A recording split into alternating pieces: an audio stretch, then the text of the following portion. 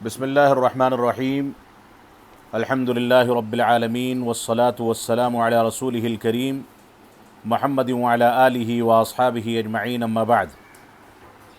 اعوذ باللہ من الشیطان الرجیم بسم اللہ الرحمن الرحیم ادع الی سبیل ربک بالحکمۃ والموعظۃ الحسنہ وجادلہم باللتی ہی احسن وقال النبی صلی اللہ علیہ وسلم من رأى منكم منكرا فليغيره بيده فإن لم يستطع فبلسانه فإن لم يستطع فبقلبه وذلك أضعف الإيمان۔ سب سے پہلے میں پروگرام کے منتظمین اور بالخصوص ناظم اجلاس ہمارے بڑے بھائی شیخ ذل الرحمان صاحب کا شکریہ ادا کروں گا کہ ان لوگوں نے مجھ کو یہ موقع دیا۔ در حقیقت جو موضوع مجھ کو دیا گیا ہے وہ موضوع خطاب کا موضوع نہیں ہے، وہ مقالے کا موضوع ہے، لیکن میری کوشش ہوگی کہ میں چند نکات کی روشنی میں اس موضوع کی تکمیل کرنے کی کوشش کروں۔ میں نے ایک آیت کریمہ آپ کے سامنے تلاوت کی ہے۔ اس آیت کریمہ میں اللہ رب العالمین نے سورۃ النحل کی 125 نمبر آیت میں ارشاد فرمایا کہ اللہ رب العالمین کے راستے کی جانب حکمت، مواعظ حسنہ اور جدال باللتی ہی احسن کی جانب احسن کے طریقے پر لوگوں کو بلایا جائے۔ یہ تین اسالیب اس آیت کریمہ میں دعوت و تبلیغ کے ذکر کیے گئے ہیں، اور اس آیت کریمہ کو پیش کرنے کا مقصد یہ ہے کہ دعوتی اداروں میں ادارہ جاتی نظم و نسق جو ہے وہ تین اسالیب سے مستقل طور سے جڑا ہوا ہے۔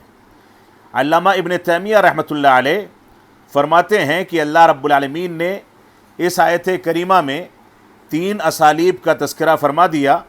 یہ تین اسالیب ذکر کرنے کا بنیادی سبب یہ ہے کہ مدعو یعنی جس کو دعوت و تبلیغ دے کر کے اسلام کی جانب اور راہ راست کی جانب بلایا جاتا ہے،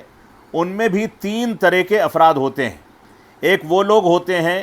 جو ہماری باتوں کو سنتے ہیں، اس پر عمل کرتے ہیں، ان کے بارے میں پہلا اسلوب اختیار کرنے کی بات کہی گئی۔ دوسرے نمبر پر وہ لوگ ہوتے ہیں جو ہماری باتوں کو سنتے ہیں اور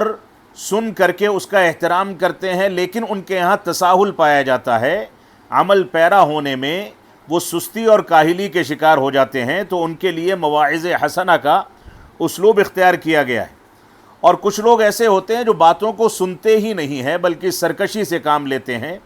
ان لوگوں کے بارے میں اللہ رب العالمین نے یہاں جدال باللتی ہی احسن کا اسلوب اختیار کرنے کا حکم دیا۔ اللہ رب العالمین نے آگے فرمایا ان ربک هو اعلم بمن ضل عن سبیلہ۔ اللہ رب العالمین جانتا ہے، زیادہ بہتر جانتا ہے کہ کون انسان اللہ رب العالمین کے راستے سے بھٹک گیا اور کون لوگ ہدایت یافتہ ہیں۔ اور رسول اکرم صلی اللہ علیہ وسلم نے ہم کو حکم دیا کہ تم میں سے جو بھی کسی منکر کو اور برائی کو دیکھے تو پہلے اس کو اپنے ہاتھ سے روک دے۔ اگر ہاتھ سے روکنے کی طاقت نہیں ہے تو ایسی صورت میں اپنی زبان سے اس کو ختم کرنے اور اس کا مقابلہ کرنے کی کوشش کرے، اور اگر زبان سے بھی وہ استطاعت نہیں رکھتا تو کم از کم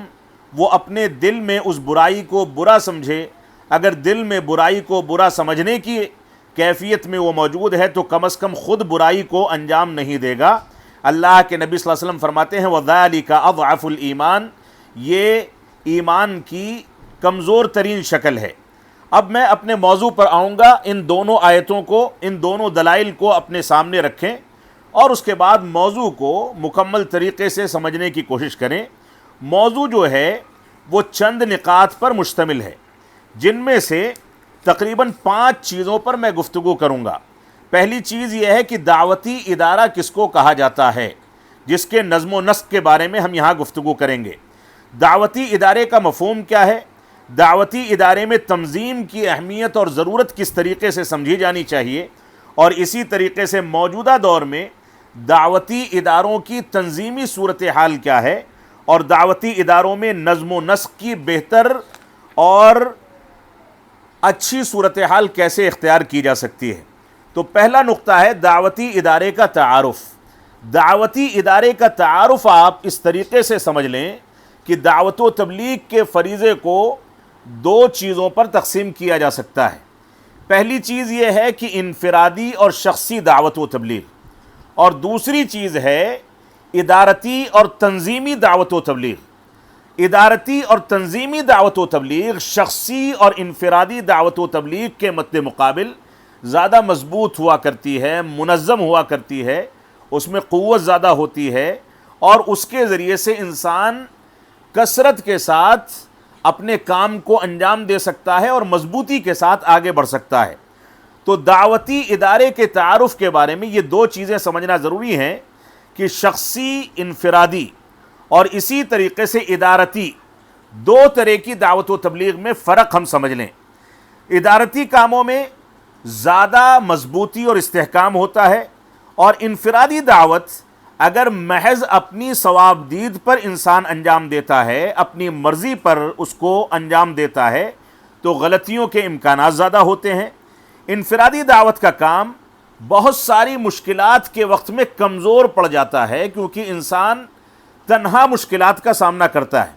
جبکہ اجتماعی اور ادارتی دعوت اور تنظیمی دعوت یا تنظیموں کے ذریعے دعوت و تبلیغ کے فریضے کے انجام دہی میں مشکلات کو حل کرنا بہت آسان ہوتا ہے۔ اسی طریقے سے شخصی اور انفرادی کام میں افراط و تفریط کا امکان ہوتا ہے کہ انسان کبھی جوش اور جذبے میں ہے تو بہت زیادہ کام کر رہا ہے، اور کبھی سست اور کاہل پڑ گیا تو سارے کے سارے کام اس کے سست پڑ جاتے ہیں، اور وہ بالکل ایک طرح سے سونے کی کیفیت میں پہنچ جاتا ہے اور کوئی بھی کام انجام نہیں دیتا۔ جبکہ اجتماعی دعوت میں اور ادارتی لحاظ سے اگر دعوت و تبلیغ پیش کی جائے تو ایسی صورت میں اس کام کے اندر مثبت نتائج نکلتے ہیں، وہ کام ہمیشہ قائم و دائم رہتا ہے اور ترقی کرتا رہتا ہے۔ انفرادی کام میں تمام تر ذمہ داریاں ایک شخص پر ہوتی ہیں، جبکہ اجتماعی اور ادارتی کام میں ذمہ داریاں ایک مجلس پر اور ذمہ داران پر اور مختلف افراد پر ہوتی ہیں، لہذا ذمہ داریوں کو نبھانا اور تقسیم کر کے ان کو انجام دینا آسان سے آسان تر ہوتا چلا جاتا ہے۔ تو یہ دو طریقے ہیں دعوت و تبلیغ کے، ایک انفرادی اور شخصی اور ایک اجتماعی یہاں پر یا ادارتی۔ یہاں پر میں یہ کہہ دینا ضروری سمجھتا ہوں کہ ادارتی ذمہ داری کے ساتھ ساتھ جب دعوت و تبلیغ کی تنظیمیں اور ادارے قائم کیے جائیں تو اس کے ساتھ ساتھ اداروں اور تنظیموں کی نگرانی میں انفرادی دعوت کے شعبوں کو بھی تقویت دی جانی چاہیے۔ یہاں انفرادی دعوت سے مراد کیا ہے؟ انفرادی دعوت سے مراد یہ ہے کہ انسان شخصی طور پر کسی سے رابطے میں رہے، کسی کے ساتھ اٹھے بیٹھے، اس کے ساتھ مجلسیں قائم کرے، اس کو سمجھائے بجھائے۔ اور اجتماعی دعوت جو ہوتی ہے وہ کانفرنسوں کے ذریعے، اجتماعات کے ذریعے، اجلاس کے ذریعے، خطبات جمعہ کے ذریعے، اجتماعی پروگرام کے ذریعے سے ہوتی ہے۔ اس میں بسا اوقات نوبت یہ آتی ہے کہ خطیب یا واعظ کوئی بات اجتماعات میں کہہ کر کے اپنے پروٹوکول کے حساب سے نکل جاتا ہے اور عوام سے ٹچ میں نہیں آتا، لوگوں کے ذہنوں میں اشکالات باقی رہتے ہیں۔ لہٰذا ادارتی طور پر انفرادی دعوت کا اہتمام کرنا بھی تمام دعوتی اداروں اور تنظیموں کی ذمہ داری ہے کہ اس بات کا خصوصی اہتمام کیا جائے۔ موجودہ دور میں دیکھا یہ جاتا ہے کہ اجتماعی دعوت پر توجہ اتنی زیادہ ہے کہ ہم کانفرنسوں کو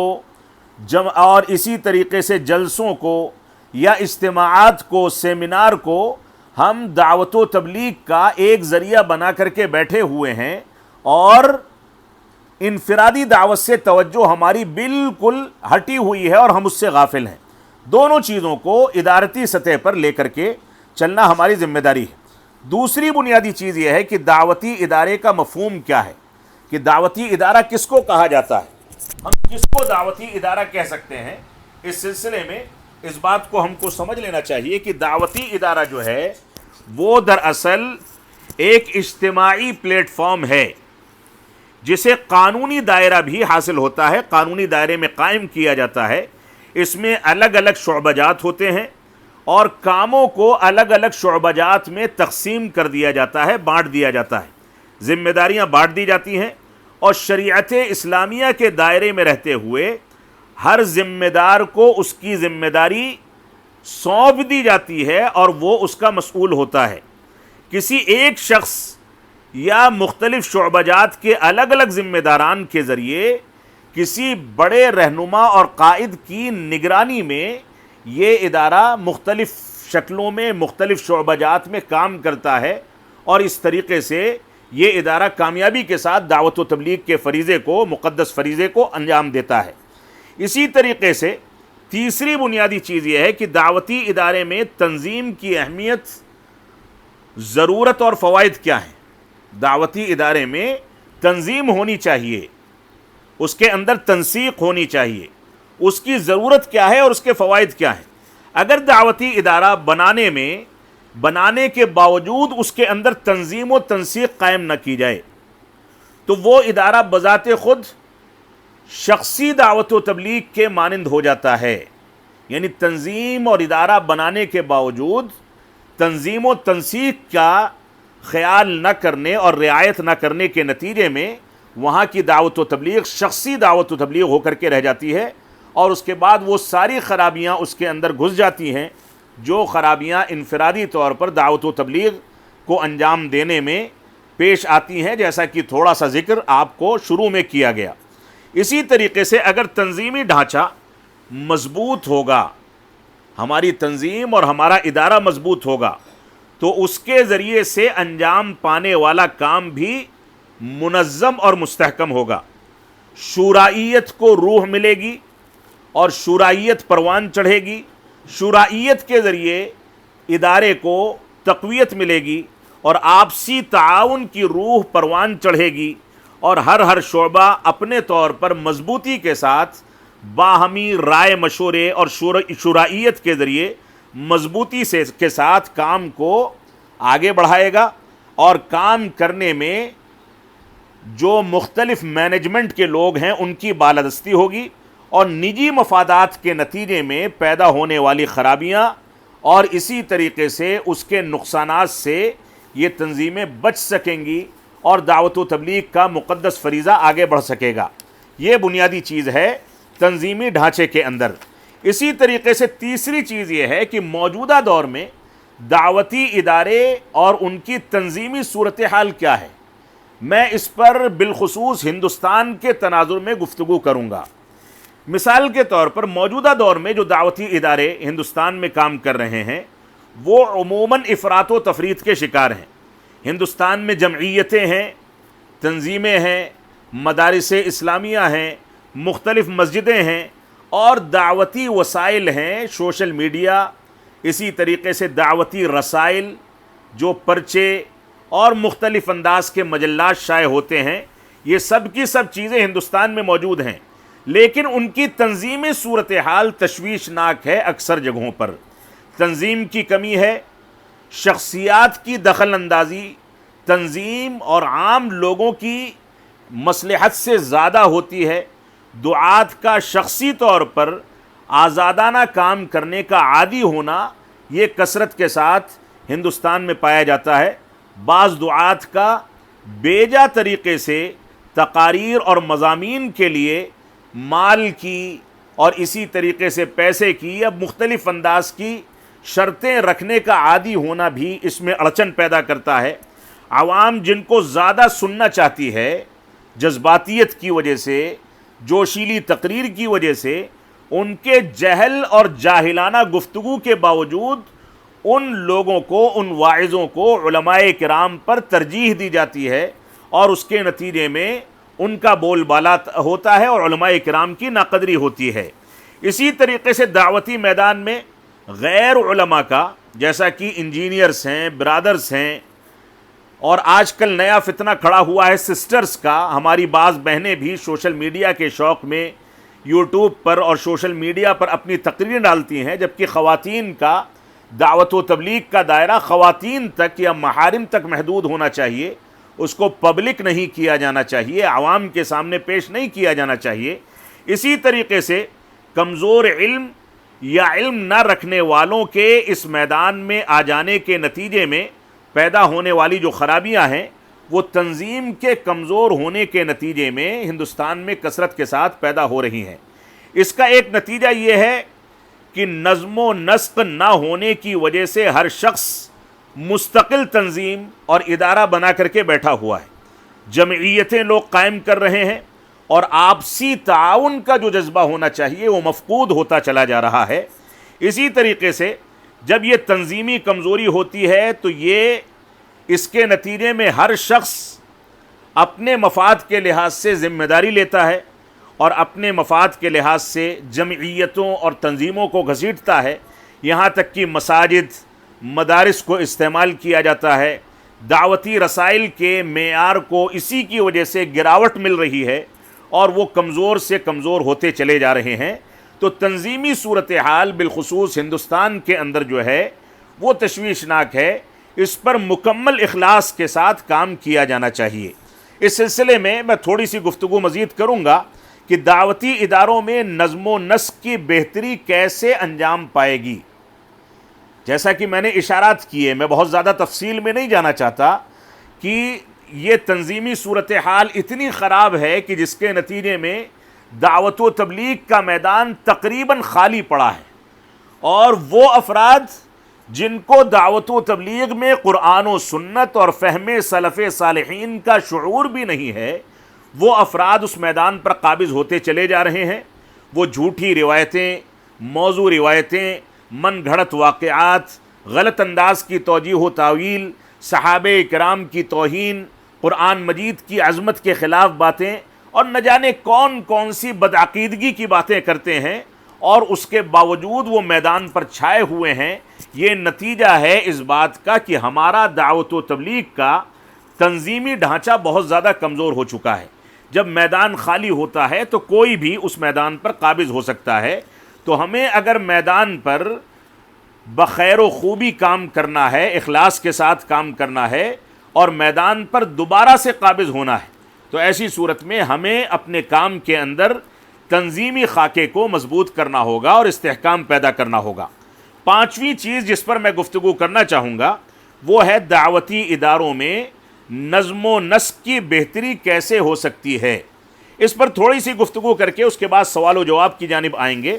پہلی چیز تو یہ ہے کہ ہمیں شخصی مفادات اور شخصی مقاصد سے اوپر اٹھ کر کے جماعتی اور ملی مفادات کے لیے سوچنے کا عادی بننا پڑے گا۔ اسی طریقے سے ایک ذمہ داری ہماری یہ ہے کہ کام کو منظم بنانے کے لیے الگ الگ شعبہ جات اور افراد کی ٹیمیں بنا کر کے کام کرنا ہوگا، چاہے ایک اعلیٰ اور اسی طریقے سے اس کی ایک اعلیٰ کمیٹی ہو جو نگرانی کرے۔ اس اعلیٰ کمیٹی کی نگرانی میں سارے شعبہ جات اور اس کے ذمہ داران اپنے کام کو انجام دیں۔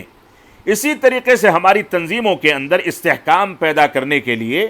اور بہتری پیدا کرنے کے لیے ایک چیز یہ بھی ضروری ہے کہ تنظیموں کے اندر رائے مشورے کی فضا ہمیشہ قائم رہے، شورائیت قائم ہو، اجارہ داری نہ چلے، ڈکٹیٹرشپ نہ چلے، بلکہ مشورہ کر کے ایک دوسرے کو کام پر آمادہ کیا جائے۔ اسی طریقے سے ذاتی اور شخصی اختلافات اور اسی طریقے سے مختلف انداز کے تعصبات سے بالا تر ہو کر کے علاقائیت کا تعصب ہے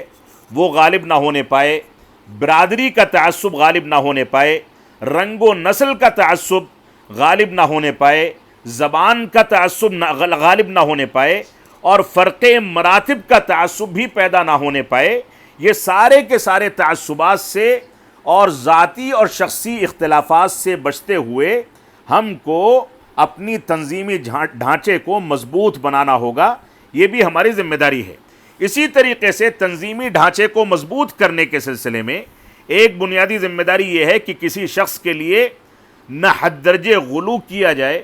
اور نہ ہی حد درجے اس کی تعظیم کی بات کی جائے، اور نہ ہی کسی شخص کو حد درجے حقارت کی نگاہ سے دیکھا جائے اور اس کی بے وقعتی کی جائے۔ اس طرح کے ماحول سے تنظیموں کو اور اداروں کو بچایا جائے، یہ بھی ہماری ذمہ داری ہے، جبکہ یہ چیز ہمارے ہندوستان میں کثرت کے ساتھ موجود ہے اور اس سے ہم کو توبہ کر کے رجوع کرنا چاہیے۔ اسی طریقے سے ایک بنیادی چیز یہ ہے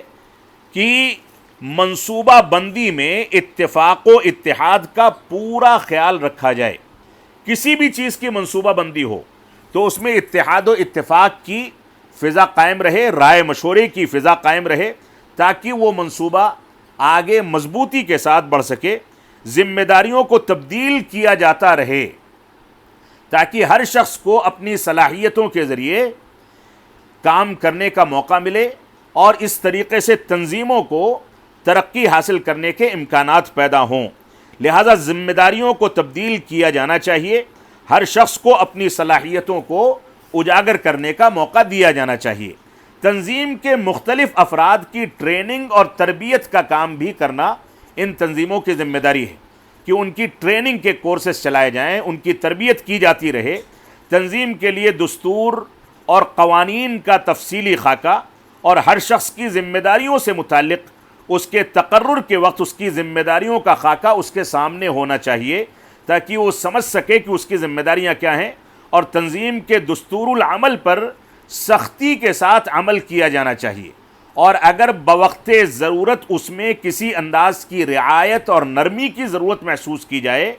تو باہمی رائے مشورے کے ذریعے ہی سے اس چیز کو اختیار کیا جائے، کوئی ایک شخص یا چند افراد اپنی مرضی سے ایسا نہ کریں۔ اسی طریقے سے تنظیم کو مستحکم بنانے کے لیے ضروری ہے کہ اپنے ماتحتوں کا حتی المقدور خصوصی خیال رکھا جائے اور ان کی ضرورتوں سے واقفیت حاصل رکھی جائے اور اس کو پورا کرنے کی کوشش کی جائے۔ مستقبل کا پلان اور منصوبہ بندی واضح ہونا چاہیے تاکہ اس کے لحاظ سے تنظیم کے ذمہ داران اقدامات کرتے رہیں۔ تنظیم کے افراد کی نگرانی اور ان کے کاموں کی متابعت اور نگرانی کا مضبوط سسٹم ہونا بھی ضروری ہے۔ اس کے تحت ہر فرد کا اور تنظیم کے تمام افراد کی کارکردگی کا باقاعدہ ایک رجسٹر تیار ہو، ان کی رپورٹنگ کی جائے اور اس رپورٹ کی بنیاد پر اس کی روشنی میں آئندہ کا لائحہ عمل تیار ہو۔ یہ بھی ایک بنیادی چیز ہے۔ اسی طریقے سے جس ملک میں تنظیم بنائی گئی ہے دعوت و تبلیغ کی، اس ملک کے قوانین اور آئین کی روشنی میں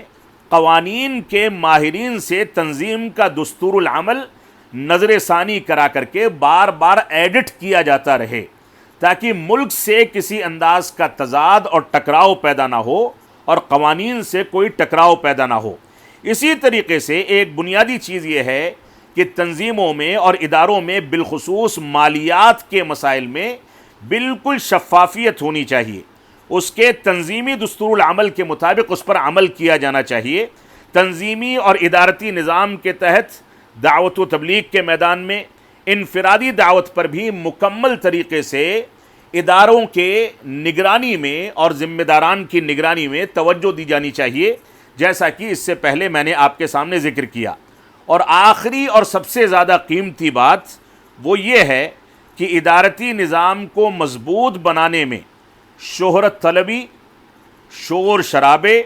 اور اسی طرح سے اس طرح کے تمام عناصر سے بچتے ہوئے اللہ رب العالمین کے اخلاص اور اس کی رضامندی کے پہلو کو سامنے رکھا جائے اور تنظیمی خاکے کو اور دستور العمل کو توحید، اتباع رسول اور سلف صالحین کے منہج کا مکمل طریقے سے پاس و لحاظ رکھ کر کے مرتب کیا جائے تاکہ اس کے اندر منہجیت بھی آ سکے اور اللہ رب العالمین کی توفیق بھی شامل حال ہو۔ اللہ رب العالمین ہم کو تنظیمی ڈھانچوں پر مکمل طریقے سے کام کرنے اور دعوتی اداروں میں ادارہ جاتی نظم و نسق کو منظم اور مستحکم کرنے کی توفیق عطا فرمائے۔ اللہ رب العالمین ہم کو اس بات کی توفیق عطا فرمائے کہ ہم ہندوستان میں بھی یا دنیا کے جس بھی خطے میں رہیں، جب ہم نشانے پر ہیں تو ایسی صورت میں ہمارے اندر تنظیم اور نظم و نسق زیادہ سے زیادہ مستحکم ہو سکے تاکہ ہم مضبوطی کے ساتھ قرآن و سنت کی پیروی بھی کر سکیں، اور جو مسئولیت ہماری ہے الا کلکم راع و کلکم مسئول عن رعیتہ، اس کے مطابق ہم اللہ رب العالمین کے یہاں جواب دہی کے تصور سے ان کاموں کو انجام دے سکیں۔ ہم جب تک جئیں تب تک اسلام پر جئیں، جب ہمارا خاتمہ ہو تو ایمان پر ہو۔ وصلی اللہ علی نبینا محمد وعلی آلہ وصحبہ وسلم، والسلام علیکم ورحمۃ اللہ وبرکاتہ۔